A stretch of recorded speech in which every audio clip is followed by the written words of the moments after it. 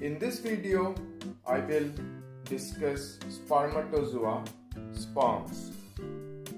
Sperms are microscopic in nature, that is, it can be seen under powerful microscopes only. These are male gametes, means it is produced by males. It is haploid in nature. It consists of haploid number of chromosomes, that is half the number of total chromosomes present in human species. It is motile in nature. It can move with its tail in one direction, that is why it is motile in nature. Now the function: sperms fuses with ovum, which is produced by females, and thereby restores diploidy. This is called fertilization. Now, sperms helps to transmit parental characters, that is father's characters, to the offsprings. Offsprings means to the children's. These cells are specialized for swimming with its tail. This tail, as you can see in this picture, helps the sperm to swim or move in a direction. Now, talking about its parts, if you see this picture, human spermatozoa consists of 4 parts: head, neck, middle piece and tail. Head, it is oval in shape, as you can see in this picture, flat, conical. Now, 2 parts are there in the head. This is the acrosomal part or the acrosome. Here is the nucleus. This acrosome is a cap-like structure. It is pointed. And the nucleus is long, narrow, pointed. This acrosome produces a lytic enzyme. This acrosome here produces a lytic enzymes. This is very important, called as hyaluronidase. It helps in the penetration of ovum. It helps the sperm to penetrate inside the ovum. And this nucleus contains DNA and proteins. Gallia is the covering of the sperm. Now, about the neck, this is the smallest part.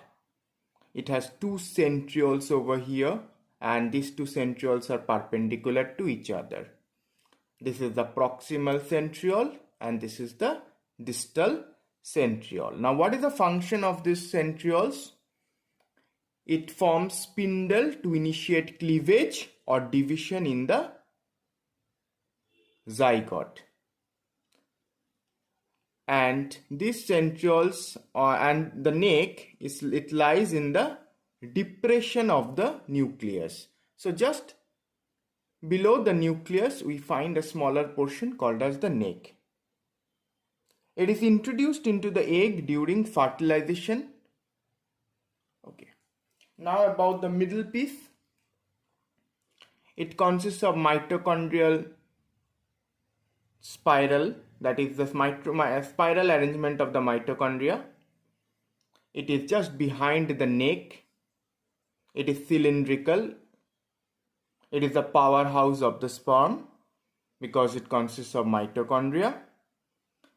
Mankit, this is very important. This is the posterior half of the nucleus, such as the gallia is the anterior boundary or the covering of the nucleus, and mankit is the posterior half of the nucleus. It covers the posterior half of the nucleus.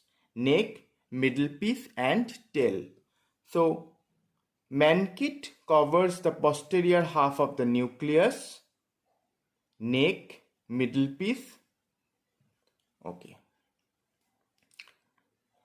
And gallia covers the anterior half of the nucleus. Now about the tail. This is the longest part and it is slender. Central axial filament is there.